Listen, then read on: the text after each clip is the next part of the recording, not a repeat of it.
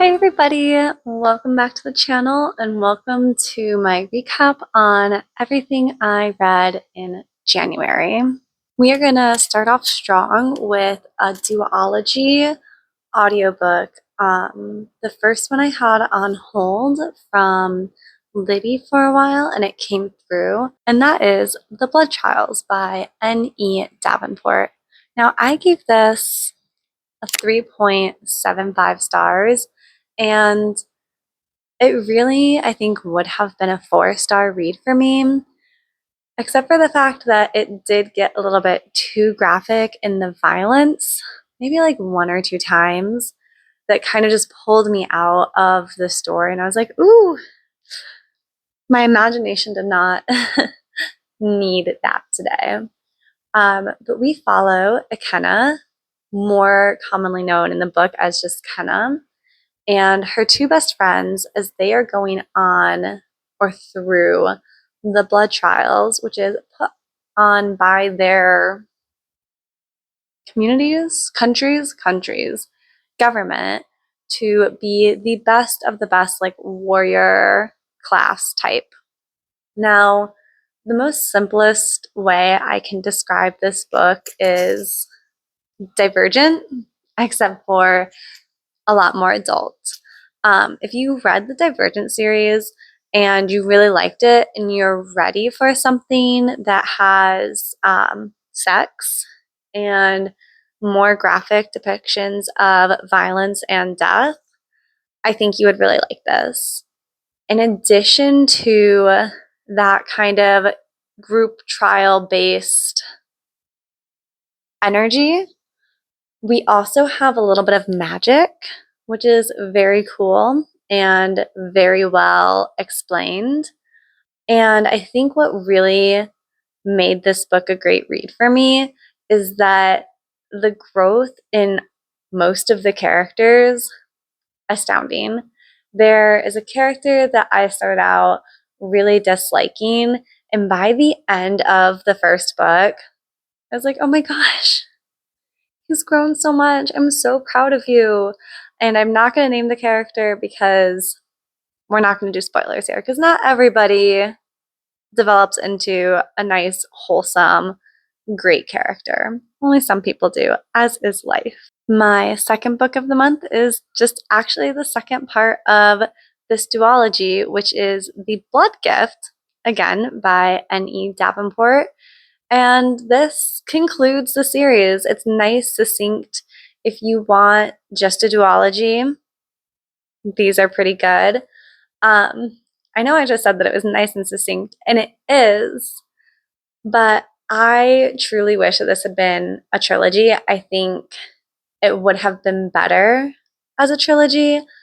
I rated this 3.5 stars, and really just another near miss at 4 stars for me, because there's just so much going on in book 2. We got more introduction to the gods that are in this universe and that lend basically magic to humans, how the gods interact with the world. We have the buildup of war.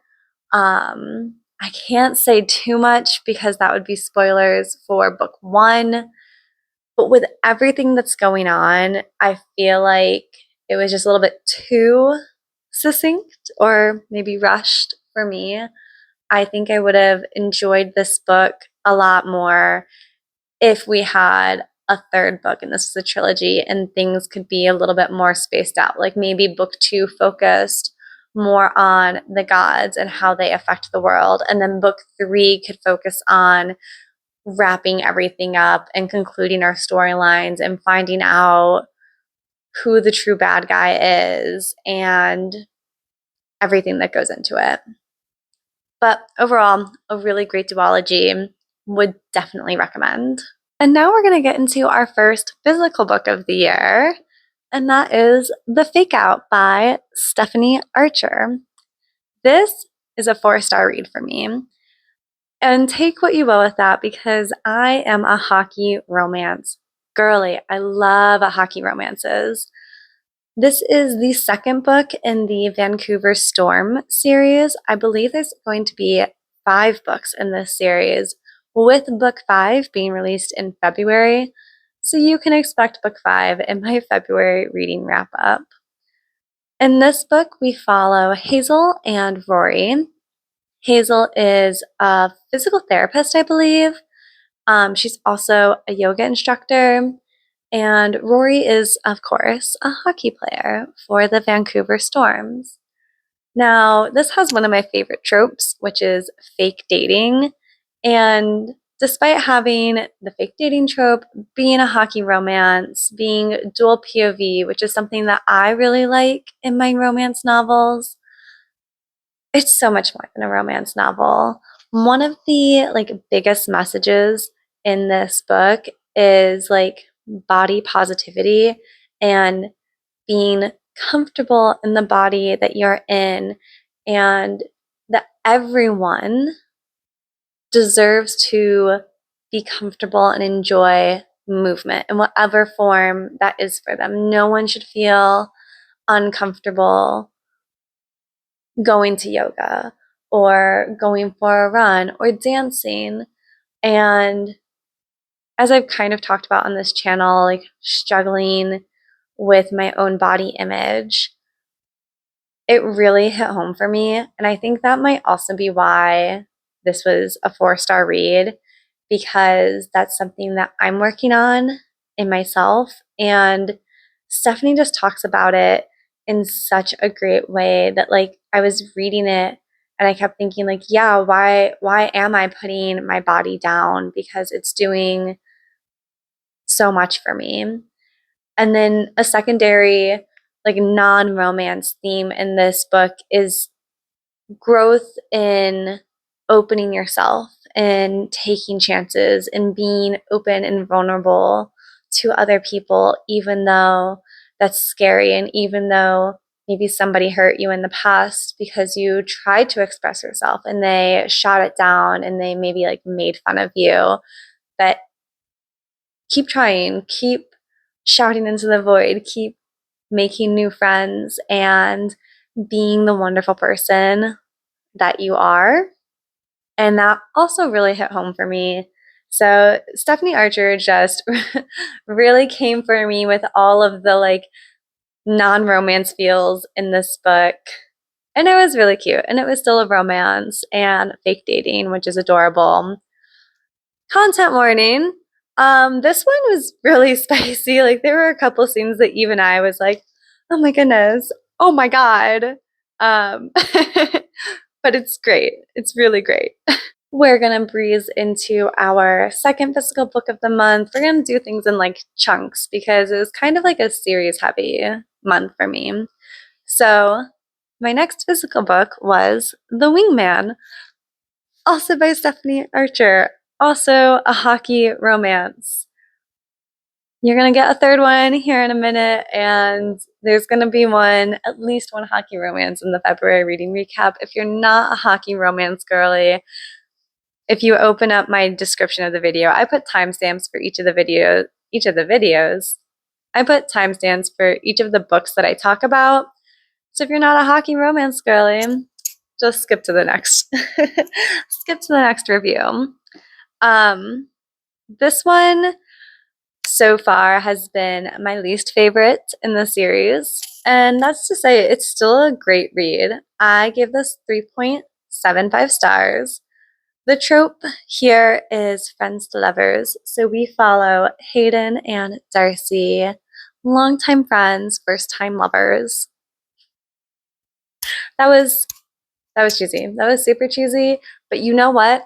So is this book. This book is giddy and longing and pining for someone, and it finally happening. A lot of the slow burn happens either in the previous book or off the page, because it is still one book, and I would say there is still some slow burning to it, but not as much if you have a whole series that's focused on one couple and it's that slow burn. Hayden and Darcy meet in college, And before Hayden can ask out this really cool girl that he bonded over sharing the favorite book series with, his high school best friend, who goes to the same college, asks her out. And now we fast forward, I think like 8 or 9 years in the future, and she breaks up with his high school best friend. And she wants to experience everything she feels like she didn't experience. She wants to go on first dates and meet new people, but she feels like she missed that like learning opportunity. So who better to teach her than the biggest player she knows, her best friend Hayden. And yeah, that's The Wingman. This is the last hockey romance for this reading recap, and it is Gloves Off by our girl, Stephanie Archer. And this is my first 5-star read of 2026. Are we surprised that it's a hockey romance? Because I was honestly a little bit surprised. But this book has so many tropes and so many of like my favorite tropes. It was just bound to happen. Let's see, what tropes do we have? We have enemies to lovers. Love a good enemies to lovers. We have secret meanings of flowers. I don't know if that's a trope, but it was a fun thing that happened. What other tropes is there? Yes, arranged marriage, and with that, forced proximity. Yeah, and basically fake dating because they don't want anyone to know that it's like an arranged marriage. So we follow Dr. Georgia Green. She is the team doctor for the Vancouver Storm, and Alexei Volkov, the best defensive man in the NHL. Now, as I just listed out all of these tropes, and as you also already know that this is a hockey romance, what more can I say besides that they both have their reasons for needing to get married, and without the other one having their reasons, they wouldn't have agreed to this. But they also don't tell each other their exact reasonings. Alexei tells Georgia, but Georgia doesn't tell him. And there's this discovery of who they are and finding out that maybe they have more in common than they think, and just becoming the most important person to each other. There is a lot of spice. The Stephanie Archer books in this series are pretty spicy, I'll say. And it's just really cute. I had such a wonderful time reading it. I thought I was going to take, I was like averaging about like a week per physical book. I think I finished this in 2 days. I was hooked. I was hook, lined, and sinker. This one has been my favorite. And Stephanie, if you ever watch this, just know I'm very much looking forward to book 5. I can't wait to go to the bookstore. It literally comes out this Tuesday. I'm recording this on February 1st. January was just yesterday, and I cannot wait to read the next book in the series. And now we're back to another chunk of audiobooks that I did this month, starting with We Who Will Die by Stasia Stark. Now, this kind of fell into the issue for me where my expectations for this book were very high. I saw it advertised as like Hunger Games-esque, but throw in the Roman Empire and throw in some magic and fantasy and also vampires. And I was like, that seems like a lot, but it seems like a lot of good things that I would really like. We follow our main character, Aravel, and she is supposed to be very powerful in this society. But for whatever reason, she's actually not. Her power hasn't developed. Both of her parents have passed, or I guess her mother's passed, and we never knew who her father was. And she has twin younger brothers that she's responsible for. And she ends up getting blackmailed into competing to be in basically the emperor's guard, because this is very Roman inspired. Yeah, I don't have a lot more to say on that. She's blackmailed into doing this. She doesn't really want to. She doesn't want to hurt anyone. Our girl, very much like Katniss Everdeen, just wants to be home, taking care of her little siblings, giving them a better life than she has. I thought it was going to be so great. The first 50% of this book just was not really grabbing my attention. And then we hit 50%. And I was like, wait, this is starting to get really interesting. And I think right around the 50%, I wrote down this quote because this one quote really stayed with me. And that was, one of my worst realizations was how many people will, without a second thought, trade other people's freedoms for their own minor comforts.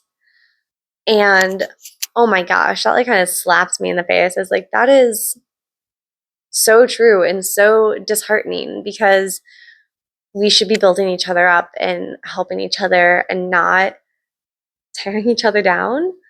So about 50%, I was like interested enough to keep going, but I didn't think I would continue the series because this is the first book. It was released in December, and I think what's going to be a new series. And then I started picking up, and I was getting a little bit more invested. And like 50% to maybe like 93 or 4%, I was like, definitely more interested. Not going to DNF this book, but I hope that it kind of wraps things up so that I don't have to keep reading the series. And then everything hit the fan, and I got really invested. Not invested enough to pull up my rating, because I feel like if 50% of your book is not grabbing someone, it's a little bit tough, but I will probably give book 2 a shot just based on the last 5% where things got so crazy. I think I was like texting Matt and I was like, oh my God, this just happened, which means XYZ. And now I have to wait until probably December of 2026 for book 2 to come out to give it another try. So what did I rate it? I gave it 3.5 stars. It was pretty good. It did grab my attention, but I don't know.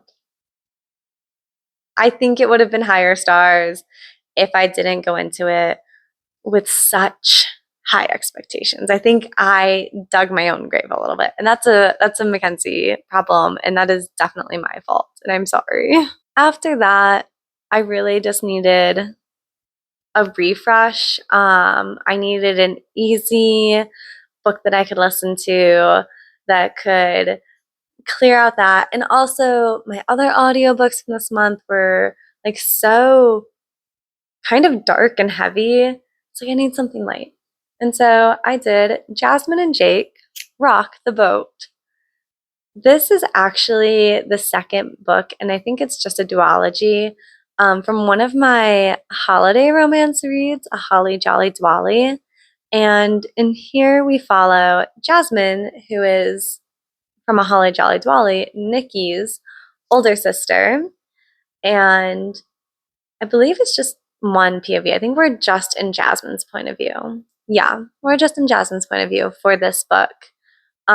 She's just gotten out of a long-term relationship. She's trying to figure out what she wants to do and who she kind of wants to be. She's trying to have a better relationship with her parents, but she doesn't necessarily understand all the nuances that go into the relationship that they currently have. And she's dealing with a lot.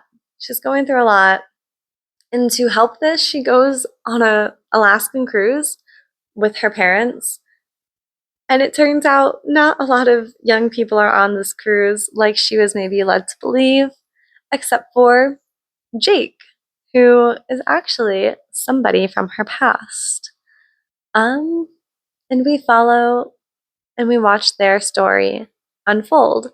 I think a highlight for me in this book is seeing the growth that Jasmine has from the very beginning of this book, or even beyond, like from the first book to the end of this book.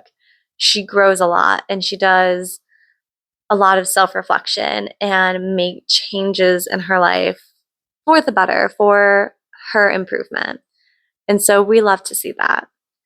I gave this one 3 stars, and it was a good read. I enjoyed it. Our next January book is another physical book, and it's from one of my most anticipated reads of 2026.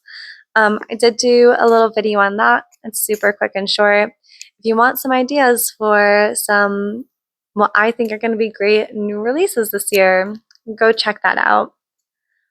This is The Lust Crusade by Joe Segura, who is an absolute amazing author at writing contemporary romances that normally have some sort of archaeology theme throughout. We have dual POV in this book. We have friends to lovers, and we, of course, have some scheming bad guys who want to steal ancient treasures that belong to everybody and should be in a museum for everyone to enjoy and for researchers to learn about our history. We follow Danny is a librarian from Detroit, Michigan, and in her first adventure, or vacation even, I think, literally anywhere, she goes to Greece. And why does she go to Greece? Well, she's mourning the loss of the love of her life, who is her older brother's best friend, and she's just convinced that he did not see her the same way that she saw him. And as she's in Greece, who does she find and see? And who is our main male character? Except for Theo, the love of her life, who, yes, has always had a secret thing for her. And he's been kidnapped and held hostage for the past year. None of that is spoilers because, yeah, I believe this is all on the back of the book. So spoiler freeze. This is just what you should go in expecting. We get some spice. We get some hilarious conversations, and we get a great random old friend. Emphasis on age for that one, not just old as in how long we've known each other. I thought this was a really good book. I had a good time. I think I liked the other 2 books better just because they were a little bit more intertwined and we got a little bit more cameos. And I'm always excited to see characters from our past in a series like this pop up. It makes me happy. All that to say, still a really good book. I gave it 3 stars. Cruising right along to the 9th book that I read in January, which was The Games Gods Play by Abigail Owen. This was not on my radar. I went to Half Price Books with my friend Elise, and she found this gorgeous deluxe edition of this book that I've never heard of, but sounded right up my alley because we have Greek gods. Again, a like Hunger Games-esque book, where our tributes or our victors aren't really given the option to compete in Deadly Trials, but compete in Deadly Trials they must. In this book, I guess, they're representing the different gods. In this universe, gods are acknowledged as being there. It sounds like there's different pantheons, and our main character, she like believes in the Greek god pantheon. And they've decided, the gods have, that once every 100 years, there will be a trial, and this will decide who the next king or queen of the gods is going to be. Now, there's a couple things unique about this year, but the biggest is that this is the first time Lord Hades is going to be participating. I looked around to see if my cat Hades was around and be like, oh, look at Hades. He's not, so no cameo today. But yeah, we go through trials. We see how our main character gets from point A to point B and uses her wits and her skills growing up as a thief, basically, to survive. Because it's not that like everyone but one person dies. That's not how the trials work. I don't want to say too much though. I went into this basically blind. I saw the cover, I read the inside flap, and was like, yeah, this sounds good. I'll give it a go. And I really liked it. This was a 4-star read for me. I don't know what I just did with my hand. What's going on? And I'm super excited. I'm hoping to read book 2 in February. I have it on hold from Libby, so should be getting to that here in the next couple of days. And yeah, I'm not going to say much because this is one that I'd be really upset with myself if I spoiled it for you guys. So, if you like Greek gods, if you like kind of Hunger Games fiction, adult fiction with trials and a little bit of spice, but not a ton of spice, this would be a good book for you. My next book is my first nonfiction book of 2026, and that is The Princess Diarist by Carrie Fisher. Now, a couple just like random things about me. I really love Star Wars, and I try to start January of each year by listening to a Star Wars audiobook. I found some of my really favorite reads that way. But it was getting close to the end of January, and I hadn't read a Star Wars book because I was really focusing on getting the books that I had on hold from Libby read and returned. We love to try and return early so the next people in line can get them. And I had like a whole bunch of holds like come in at the same time. This also coincided with a big winter storm in my area. So I just popped on my headphones, went out, and spent the day shoveling and listening to this audiobook about Carrie Fisher and her life and her time in Star Wars. I didn't even have any idea that she had like an autobiography, and I think she actually has more than one until the end of last year. And it was a really good read. I think if you're a fan of Star Wars or Carrie Fisher, you should definitely give this a read.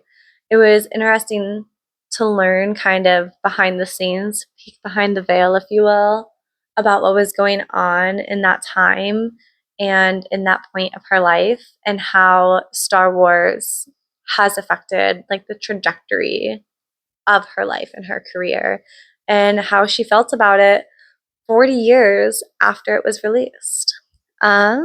Yeah, I give this 3 stars. It was a good read. It's a good book. My next audiobook that I read was A Very Novel Murder by Ellie Alexander, and I gave this 3.5 stars. If you've listened to the channel before, you might recognize Ellie Alexander's name. She is the cozy mystery author that, thanks to my friend Kelsey, I found last year, and this was a new release for her.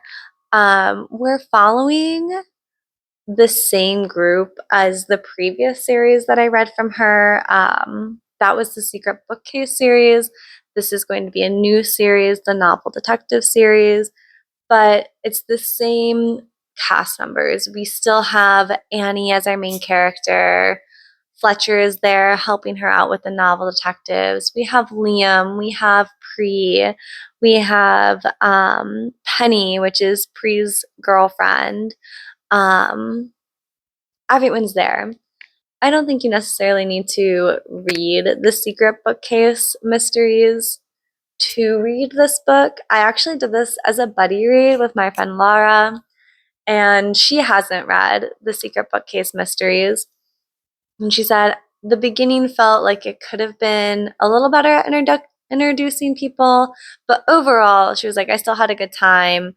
And now she might just go back and read The Secret Bookcase Mysteries. Also, hi Laura, if you're listening to this, I hope you're doing well.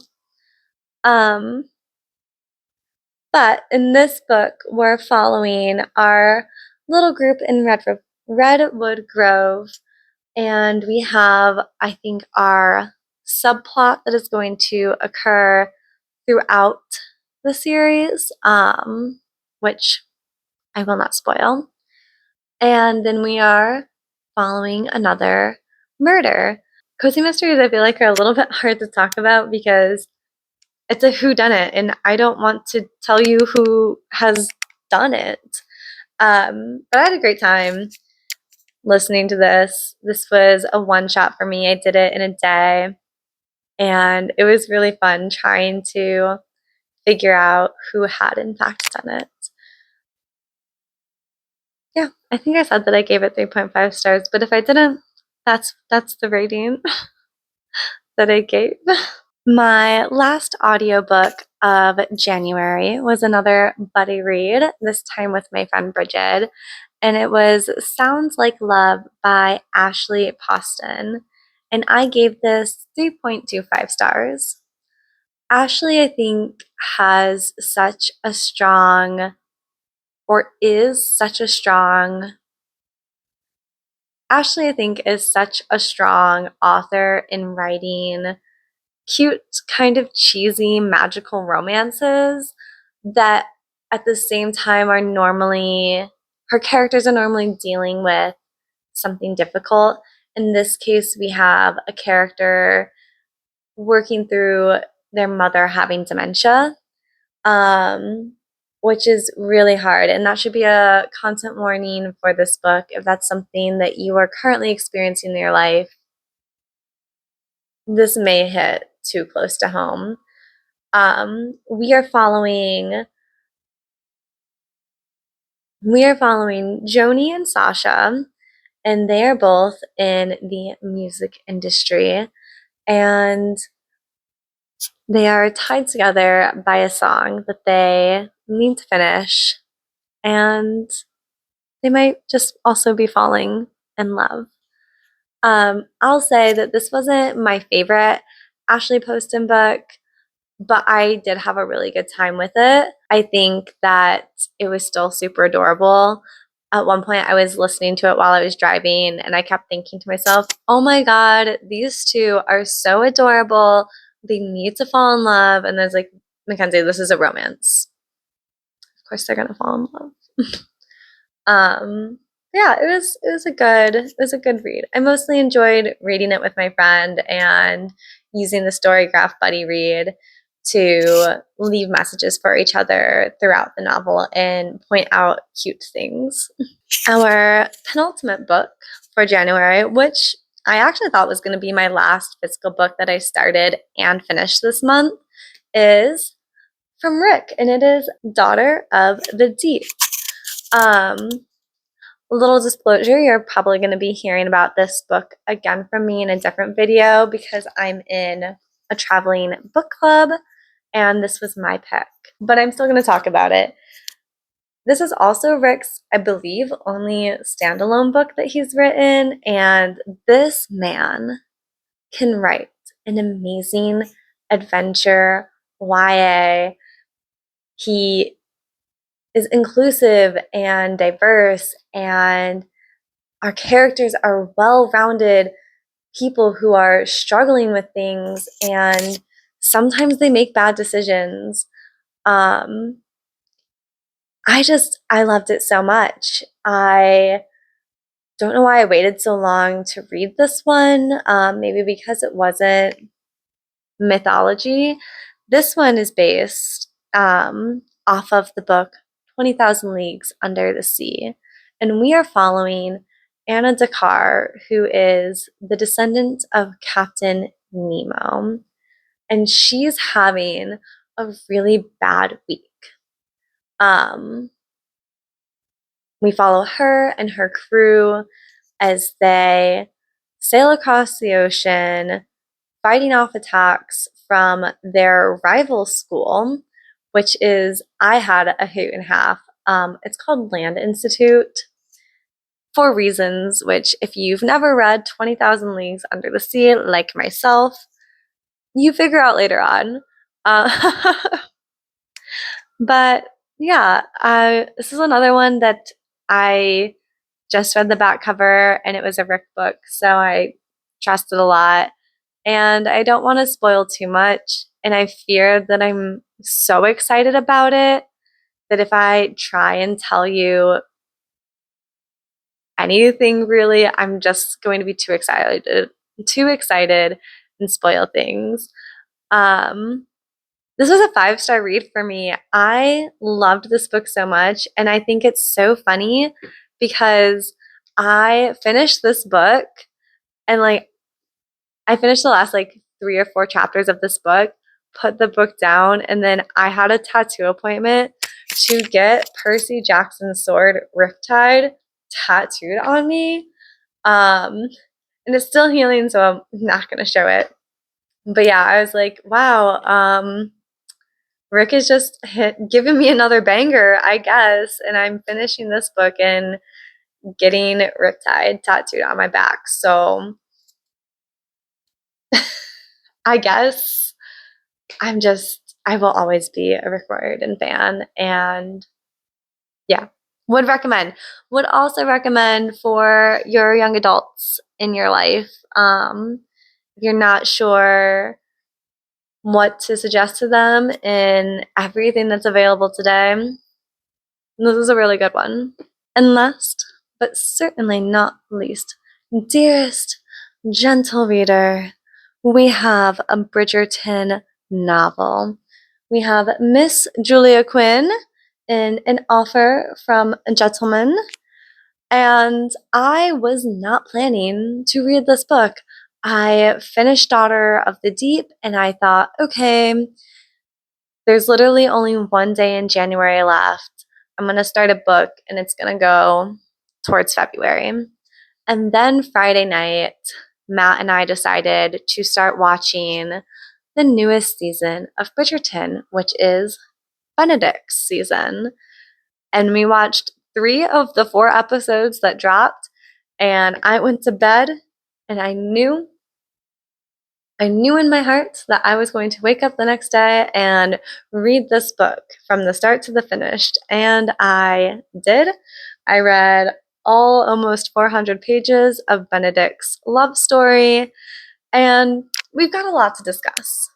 We've got a lot to discuss and not a lot of time to do it in because we're trying to keep these videos shorter while we're growing the channel. For those of you who don't know or have not yet seen the new season of Bridgerton, our main character is Benedict Bridgerton, the second child of Violet and Edmund. And in the book series, he's book 3. In the Netflix TV show, he is season 4. We could wax poetic about the differences between the Bridgerton books and the Bridgerton TV series. And in fact, I think Brandy and I are planning to talk maybe primarily about the second season because the second book is one of my favorites, and maybe just about the differences overall.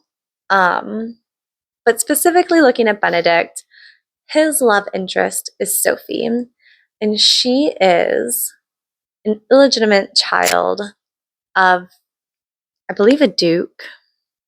No, of an earl. Apologies. And it's very much Cinderella inspired. Even the original cover, we see a slipper left behind, whereas in this book, instead of a slipper, it is a glove that is left behind. This was a reread for me. I first read this book, I think back in 2020 when I was still getting into reading as an adult.